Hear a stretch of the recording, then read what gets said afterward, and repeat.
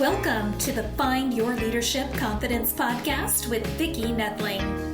You are about to discover impactful lessons that help you grow as an individual, grow your confidence, and find the positive and good within you, so you powerfully and authentically become the best version of yourself. Be sure you visit our website at www.findyourleadershipconfidence.com. While you're there, subscribe to us via your favorite network. Now tune in, get ready, and enjoy the journey of emerging as a leader of exception in the 21st century. Welcome, everyone, to the Find Your Leadership Confidence podcast. I'm your host, Vicki Noethling, coming to you from Roswell, Georgia. The goal of this podcast is to bring topics and guests that will empower you to become that confident leader and take your business and your life to the next level. Today, I am very excited to bring to you Stacey Chazin, and let me tell you about Stacey. She is a dynamic leadership development coach and proud introvert. She's rewriting the narrative on introversion. Having grappled with societal expectations that favored extroversion, Stacey underwent a remarkable transformation. Instead of conforming to social pressures, she embraced her introverted qualities, turning them into powerful assets that allow her to thrive both professionally and personally. Now, as a fervent advocate and coach for introverts, Stacey draws on her extensive corporate and nonprofit experience, a master's in organizational development and leadership, and certification as a Myers-Briggs type indicator practitioner to empower introverts, guiding them toward self-acceptance, fulfillment, and success in the workplace and beyond. We're going to talk about why and how introverts make great leaders. Please join me in welcoming my guest, Stacey Chazin. Stacey, so excited to have this conversation. As I mentioned earlier, a fellow introvert here talking to you. So always happy to have a conversation with another introvert. And this is a great topic because I think a lot of times, you know, even the biggest A-type personality has self-doubts and self-sabotages and all those good fun things. So it tends to make us, we introverts, think, well, how the heck can we even make it? But I think our introspect and our maybe observing our qualities makes us that better leader. So I'm anxious to hear you tell your story and to share your great tips. But we always start with two easy questions. First is, where do you call home? Where do you live right now? So I live in southern New Jersey, right outside of Philadelphia, which makes me an Eagles fan, not a Giants fan. Yes. Sorry, Pittsburgh fan here. Got to be a story behind that. Yes, yes. So we talked about, you know, all these accolades and what you do, and we touched on the fact that you had this transformation. I would love for you to talk a little bit about your backstory, about the journey that took you to the place that said, no more, that I'm going to own who I am and be happy with that, and why you think introverts make great leaders. So tell us about that story. I will, and I'm going to preview it for you. It started in preschool, and I'm going to say it culminated in a ladies' room at a hotel in Phoenix, Arizona. So here's my story. And I say my story started when I was in preschool because as I've studied introversion and worked with individuals who are trying to embrace and tap into their introverted gifts and feeling like those aren't really reinforced and recognized, whether it's in our personal lives or professional lives, I realized that message that being extroverted is somehow better than being introverted is really something we started hearing when we were in preschool. Yeah. When the teacher would tell us or tell our parents, we need to sit sit through circle time. We need to play with more kids. How come she likes to play off by herself sometimes? She needs more friends. She needs to play more with others. And we hear that message. I heard that message as I grew up in elementary school, in high school, right? Having more friends was somehow better than having fewer. Going out Hmm. on Saturday nights was somehow better than sitting home and watching a movie or reading a book, God forbid. Right. And and we get this message that engaging with others, talking with others, working with others is somehow better than the opposite. And it gave me as an introvert, and the same is true for many, it kind of gives you this inferiority complex, feeling like you're somehow less than, and leading you to feel like you have to pretend, to Yeah. fake it, to be extroverted. And it's so interesting. I came from a big family. I had four brothers, two other sisters. So there were seven of us in our family, and so there was plenty of people around, and I found that I was most happy whenever I was walking in the woods or Mm. just doing things by myself. I love to read. I love to do crafts and things that we're alone doing. But I Yeah. also, did hang out with folks and things, but it wasn't like I needed it. And I noticed so much, a lot of the folks that I have run into, even kids that I've worked with, they need to have noise. They need to have that social interaction to feel comfortable. And my goal is always to try to, make you happy just sitting on the beach by yourself listening to the waves. Yeah, and to that point, it's even more than just being happy. It's how we're fueled, how we're energized. Hmm. And that's really the key distinction when we define having a preference for introversion versus extroversion is how we get our energy from the world or how the world either fuels or drains us. Yeah. So for introverts, having that time alone, sitting on a beach by yourself, reading a book, doing a craft, that's where we're going to get our energy. And Uh, but it's not to say that you can't be a good team player. Like, Absolutely, right. And that yeah. gets to the myths about introverts and leadership, which I know we're going to get to in a bit, Hmm. but 100%. Yeah. So why and how do introverts make great leaders? What are the characteristics that really truly align them with leadership? I love that question. So what's interesting about the question and the answer to the question is that they're not typical traits that are associated with leadership. So we Hmm. live in an extrovert biased society, particularly at work. So Right. the traits that people typically think about when they think about leadership are being outspoken, being someone who can talk to anyone about anything, being dynamic, loving to be in the front of the room or engaging with lots of people and networking. These are not our comfy places as introverts. So instead, some of the things that we can tap into as introverts that set us up to be great leaders, several. So one is we tend to be highly empathetic and Mm. emotionally intelligent. A super important trait for a leader. It allows you to tap into other people's needs and priorities so that you can form connections with them. You can give them what they need. You can support them in ways that are very well aligned with how they themselves are wired, right? Whether Yeah, they're introverted or extroverted or any other character trait that's going to have an impact on how they perform at work and how they contribute and how they feel about themselves. So very that's true. one. Another thing is we tend to be deep and analytical thinkers, which Yes. means we can look at a situation.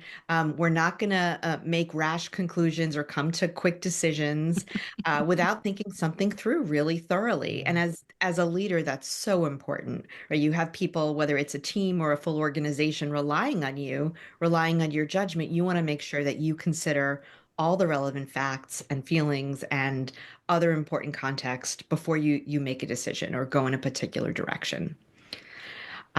We also tend to be calm, and we're very good at diffusing situations of conflict. And all of these are related, of course, right? So we're going to tap into our empathy and our emotional intelligence. We're going to tap into our analytical thinking, and we're going to take in a whole situation before trying to jump in with a band-aid, a quick fix.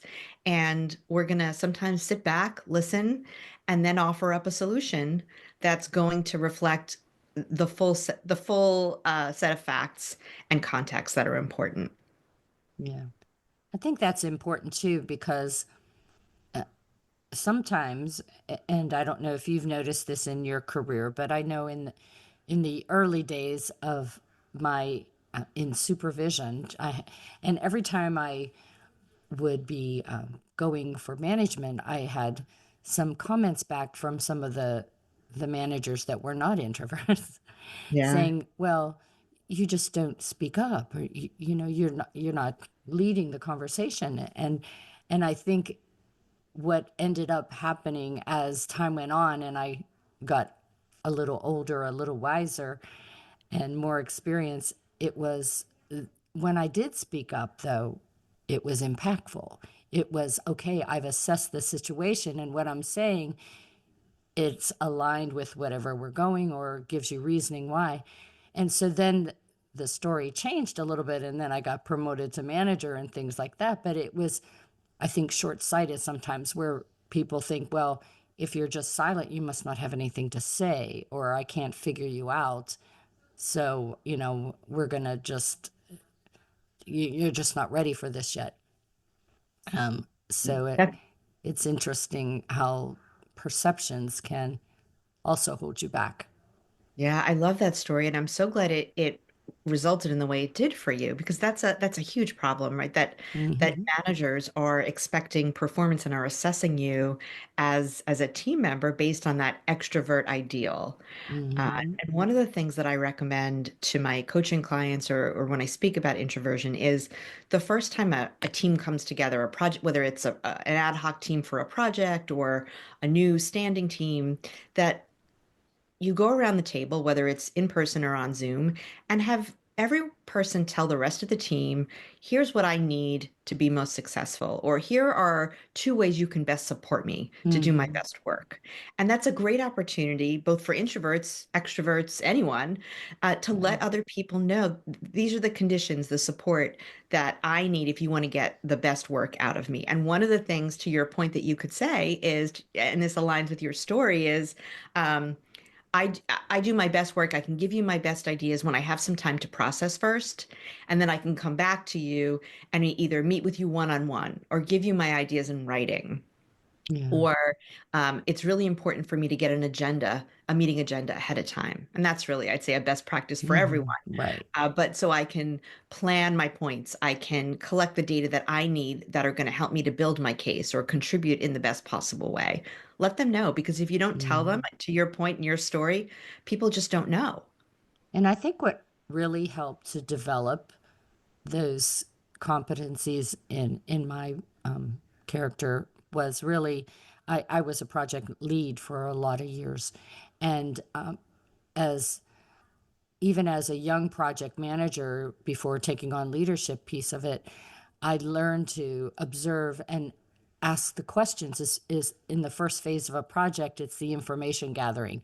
And Hmm. it's interesting when you're working with stakeholders, they want to get right to the solution and the Yep. action and doing it right away. And I had to always, keep asking, well, tell me more, and asking those open-ended questions to get more information and slow them down to make sure that we arrived at the right solution as opposed to just what was the first thing they thought of, right? And sometimes it did work out that as they talked through things, they Hmm. saw opportunities that they had missed or gaps that they hadn't realized. And so it ended up that the project was more successful. But in life, that's the way, we need to just ask more questions. And I think a lot of times people get defensive whenever we start to ask a lot of questions, but it's really just so that we understand better.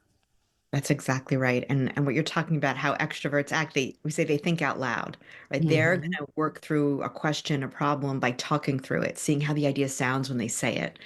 but we're going to think through it on our own. We might want to engage with one other person. We might want to just sit with it, get Yeah, the data we right. need, get the information before we're moving forward. What other challenges do introverts uh, come across at work or even, in their personal lives, and how can they overcome them? Well, I think one big thing, and this is I'll get you to where how I ended up in the ladies' room in Phoenix, is that we feel a lot of pressure to engage, collaborate, even socialize professionally in ways that are extroverted. Hmm. And I know that for me, I felt for years when I first started to recognize my introversion and really begin to fully understand it was when I took a Myers-Briggs type indicator or MBTI, which for your listeners who might not know, it's the world's most popular uh, personality assessment. And one of the things it tells you is whether you have a preference for introversion or extroversion. So when I was working for a nonprofit organization about 15 years ago, we had the opportunity to do a Myers-Briggs and had a leadership coach come in and facilitate some workshops for the organization around it. And we really got to know, we each read our own report. And I say it was like reading it was like a window to my soul. Right? Yeah, It got me. And it launched me on the path where I started thinking about, okay, so there's a word for who I am. It's introverted. And I realized that the ideas I had in my head associated with introversion were all negative, yeah, right? There are these myths that introverts don't like people, that we're not friendly, we don't like to play or work with others, all these things. And I, like many introverts, I had internalized that. And I started on this path of trying to be aware of when am I feeling energized? When am I feeling good about the contributions I'm making? And when am I not?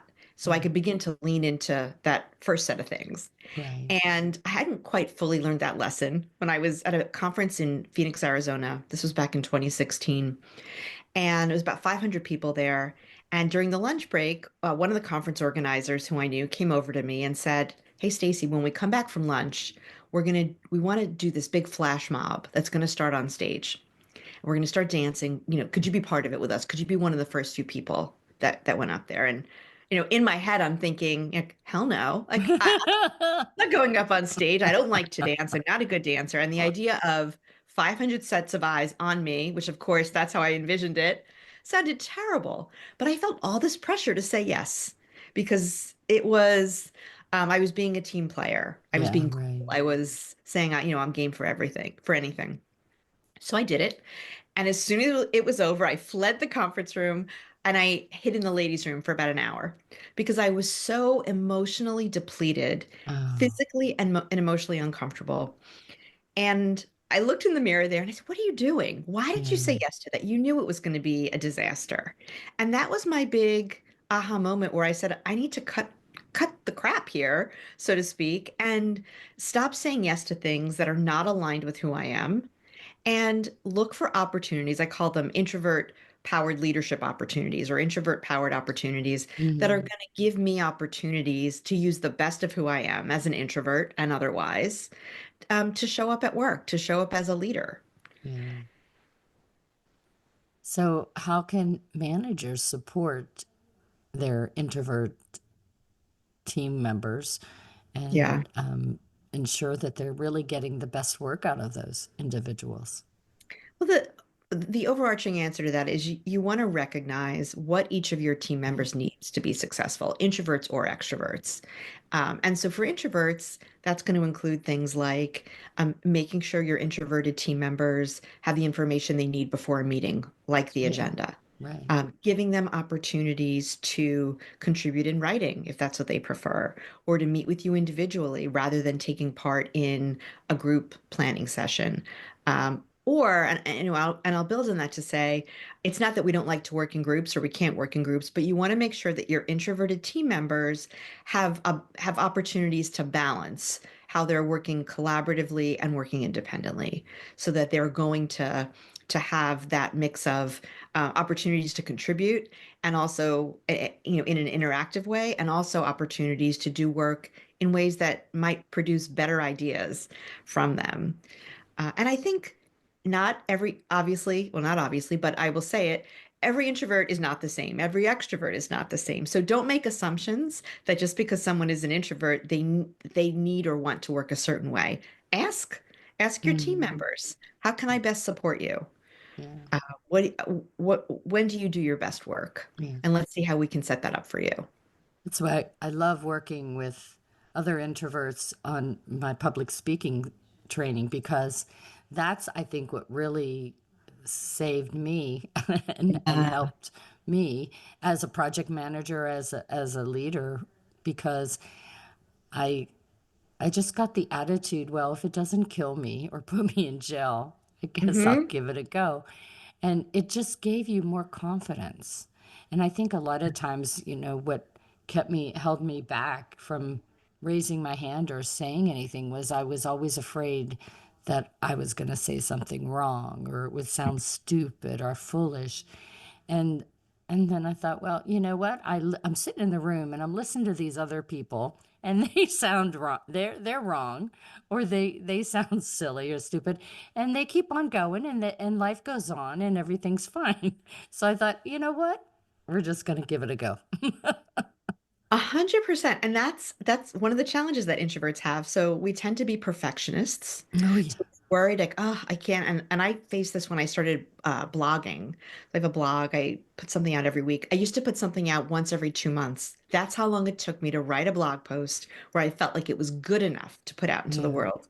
Because I was so afraid that it wasn't going to be perfect or right, or people were going to see it and comment and say, "Oh, Stacey, you've got this wrong," or "That's not true." And letting go of that perfectionism it's challenging for introverts, but once we do, it's so freeing. And it's interesting that you say that because probably the best blogs are the ones that have then the back and forth. And Oh, so you're if so there's if right. it's not agreed with or it's wrong or something, then that gives you more interaction with people that are disagreeing and you can start to just show, well, oh my gosh, you're right, I agree. And it just makes it, I think, more human, Yeah, more authentic.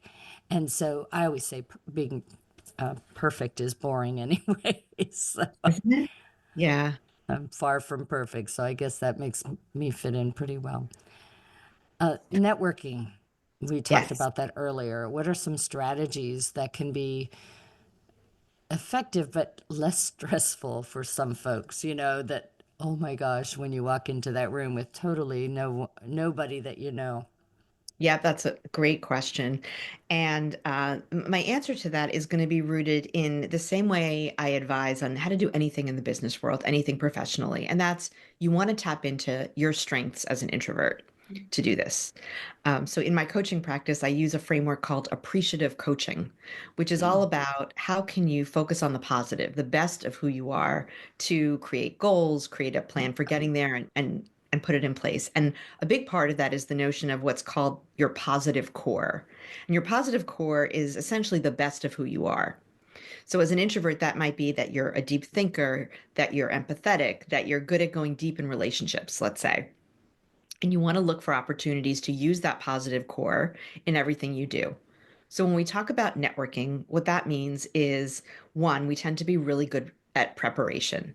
So what I say is before you go to a conference, let's say it's a 3-day conference, for as many days as you're going to be there, for each day, identify 3 people who will be attending who you want to meet. So a Yeah. 3-day conference, you want to identify 9 people ahead of time. Wow. Nowadays, you can usually get the attendee list on the meeting app or on a website. So you identify your 9 people and you do your research ahead of time. Find out, good, look at their LinkedIn profile or their website, learn about them, find out what their interests are. And then for each person, identify what is it that you want to get out of the Mm. conversation. Do you want advice? Do you want to talk to them about a paper they published? Maybe you want a job. You want to find out about opportunities at their organization. And you prepare this way, you make it very manageable. So it's just 9 people. It's not trying to collect 50 business cards at a cocktail hour, which Yeah. is completely overwhelming. And so you approach it in a really manageable, introvert aligned way. Mm. And then after the conference, or wherever it is you're networking, make sure that you follow up either on with a LinkedIn message or an email message that recaps what you talked about. highlight something some value you got out of the conversation, and then identify some follow-up step if there is one. Like, I'd Mm, love to stay in touch, or could we schedule a Zoom coffee chat, whatever it is. yeah, So you're doing it in a very manageable way that aligns with your positive core. awesome. So, one of the things that introverts particularly struggle with, I think, is they don't always tap in their strength to negotiate Oh powerfully. yeah. Getting that salary, that promotion, that role that you know you're the best person for, but maybe there's somebody with a louder voice or more in your face kind of Yeah. personality. So, talk about that. For sure. So again, going back into how do you tap into your positive core as an introvert? So first things first, you want to prepare. If you're asking for a raise, for example, do your research. What do people in your role with your level of experience and possibly in your geographical area, what are they making? What's their salary? So that you're prepared to go in with some facts to show how you compare. Um, the next thing you want to do is you want to establish really clear objectives for yourself. So, and what I recommend is what's your ideal? What is it that you're hoping to get? And let's say again, let's go back to the salary example. Let's say you want to get a 5% raise. That's your goal, that's your ideal, but what's the minimum that you're willing to accept? And maybe that's Mm, 3%. And maybe these numbers are higher. But what that does is uh, it reduces the extent to which you need to make a decision on the file. Like, should I accept that offer or should I not? Let's say they come back with 2%. You know, you've already decided that's not acceptable to you. And so it eliminates some of that on the fly thinking that you have to do. Another thing we're really good at, as I mentioned, is that emotional intelligence. We're very good at reading body language. So pay attention when you're in a negotiation. If if the person you're negotiating with leans forward, it probably means you're saying something that resonates with them, that matches with one of their priorities. And if they're leaning back, maybe folding their arms, shaking their head, which is a pretty obvious one, but then maybe you said something that is not resonating and right, you want to adjust accordingly. right. Um, another big another big way I recommend doing it is you want to frame your accomplishments, connect them to the organization's goals and accomplishments, right? So you might say something like, um, I've I designed and implemented a new software system in our sales department. And as a result, I contributed to the organization meeting its sales goal last quarter or exceeding its sales goal. So you're showing, one, that you've made a contribution to the organization as a whole. It's not just about you. And you're also showing that you get it, that you understand the role that you play Mm. in the greater good, which I think goes a lot toward relationship building. Yeah, for sure. So, one final question. Yes. How can introverts increase their or create a personal brand that really demonstrates who they are and Hmm. who they how they can help the organization? Hmm. Okay, so we'll go back to the positive core again. For many introverts, that includes being strong writers. Yeah. So what I would say is one thing, if that describes you as an introvert, think about curating a blog or contributing posts to someone else's blog, writing a memo to your team each quarter, talking about the work that you've all done and identifying how other people, including yourself, have contributed to it. Right, so that's a really important way of doing it. Another thing that I guide my clients through is crafting their own leadership story. So your leadership story is essentially, it's not your brief bio, but it talks about your leadership journey. How did you get to the place that you are today? And in ways that inclusive of ways that you've motivated teams, that you've driven results, and inclusive of your introverted approach to work. So to talk about this is what I achieved and this is how I did it. And the Mhm. how of that is going to be very strongly aligned with how you function at your best as an introvert. and then find ways to tell that story, whether it might not be all at once, but it could be picking out pieces of it, put it on your bulletin board or somewhere really accessible for you so that when you're communicating with others, when you're taking part in your annual performance review, pull from that story.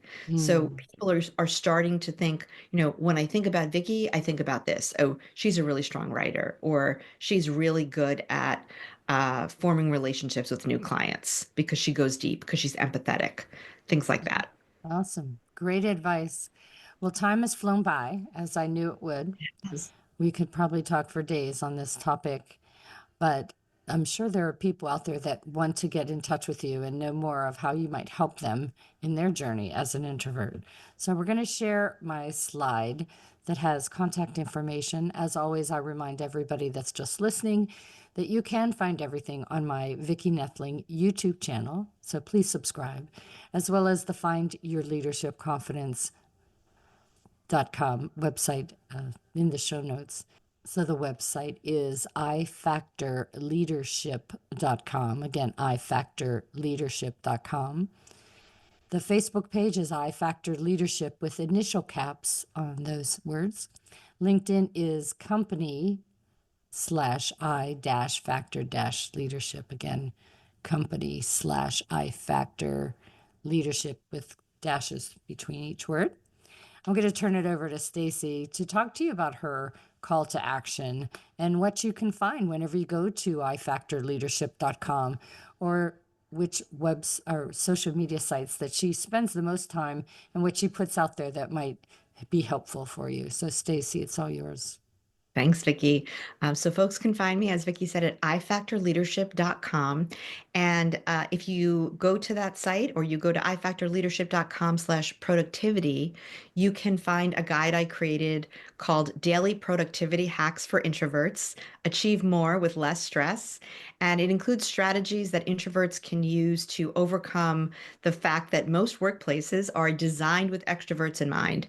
And which makes it difficult for us sometimes to be our most productive selves and do our best work. So these are some easy steps you can take each day in setting up your workspace, building your workflow over the course of a day, over the course of a week, so that you can protect your introverted energy and show folks the best of who you are. I regularly put out blog posts that I share on my LinkedIn page at iFactor Leadership. And I would love to talk with anyone. If you go to my website, ifactorleadership.com, you can see a place where we can schedule a free introvert career strategy call. I would love to chat. Awesome. Thank you very much for being a great guest. You shared a lot of good information and really some guidance for the audience, whether they're introverts or extroverts who have introverts on their team. Always helpful for that bit of knowledge. As always, I remind everyone that life is a journey and it's up to you to enjoy the ride. This is Vicki Noethling signing off. Thank you for tuning into the Find Your Leadership Confidence podcast with Vicki Noethling, where we share impactful lessons that help you grow as an individual, grow your confidence, and find the positive and good within you so you powerfully and authentically become the best version of yourself. Remember to visit our website at www.findyourleadershipconfidence.com and enjoy even more great episodes like this one. Again, while you're here, subscribe to us via your favorite network. We look forward to seeing you next time on the Find Your Leadership Confidence podcast.